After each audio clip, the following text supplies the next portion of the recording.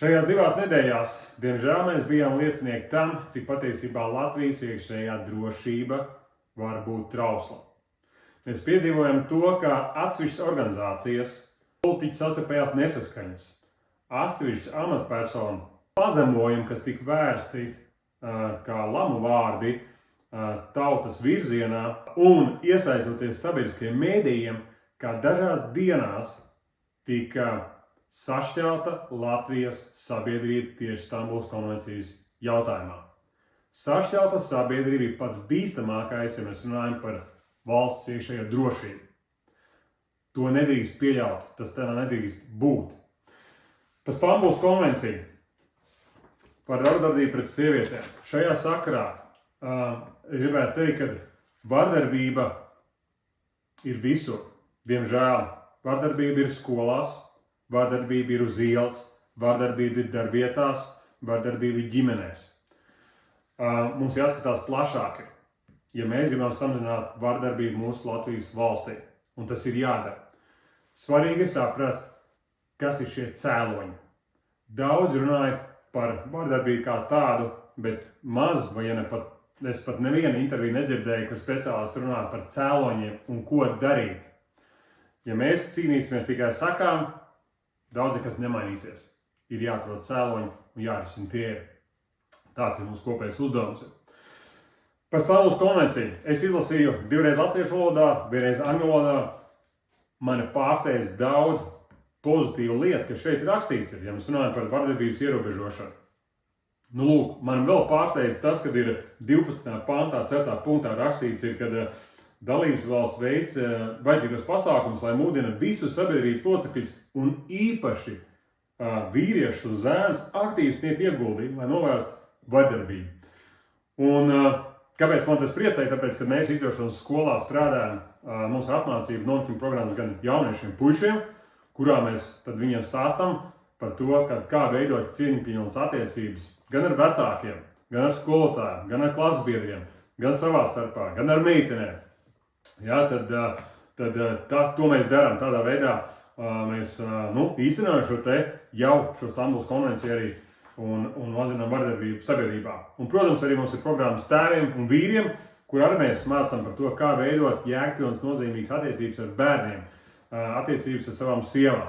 Tā kā mēs savu darbu darām. Tas, kas nav pieņemams, un tas, kas ir šeit apzināti, neapzināti, es nezinu, bet nav pieņemams, un kāpēc patiesībā sabiedrība tiek šķelta, ir divu iemeslu dēļ. Pirmkārt, sāk šis te sociālais dzimums, ja, šis te figurē un sociālās stereotipi par sociālām lomām. Ja mēs varam lietot, pirmkārt, man jautājums ir, kas šis ir stereotipi, kas to nosaka?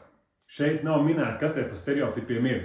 Līdz ar to mēs paveram Pandoras lādi vaļā, katrs izprot to un velk savu deķīti, kuru grib. Ja gribam lietot stereotipus, nosaucam konkrēti, kas tie par stereotipiem, vienojamies un ierakstījam iekšā, kas mums kā Latvijas sabiedrībai nav pieņemams. Tas ir viens. Otrs ir, paražas un tradīcijas Latvijas tautā ir ļoti daudz labas, ko mēs varam mācīties no mūsu senčiem. Tās ir jāsaglabā. Mums viņas nevajag izskaust, mums viņas jākopja. Ja?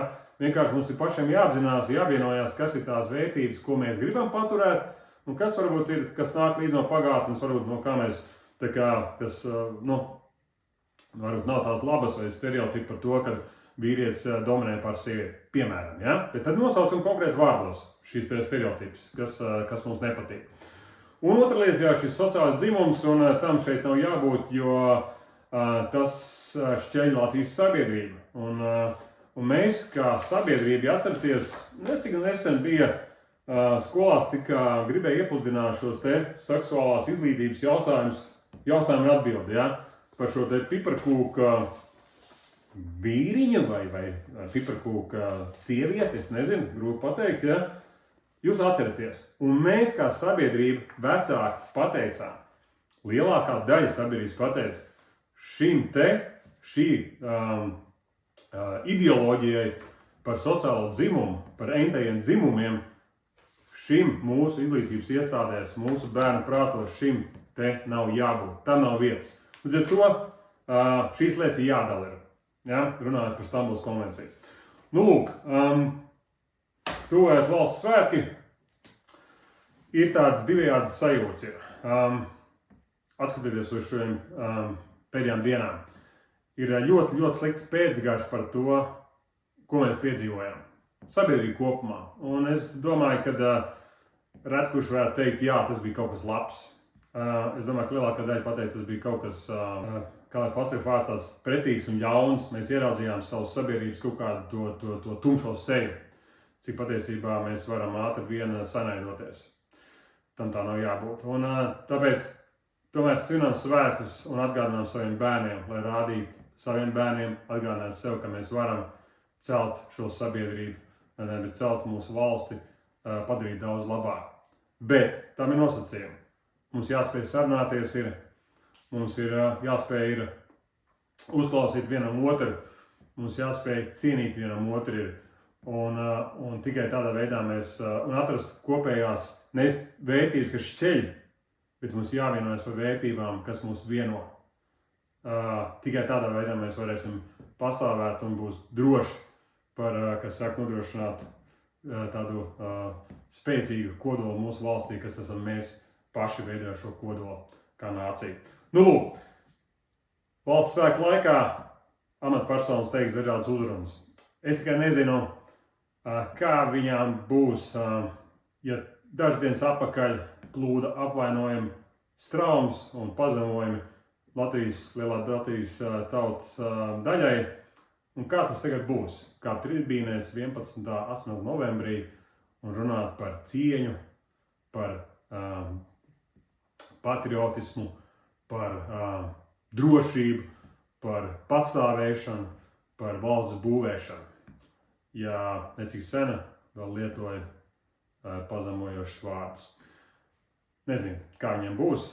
Es domāju, ka pats mazākais, ko šajā situācijā varētu darīt, šī amatpersonas varētu patiesi atvainoties par to, ko viņi teica mums sabiedrībai.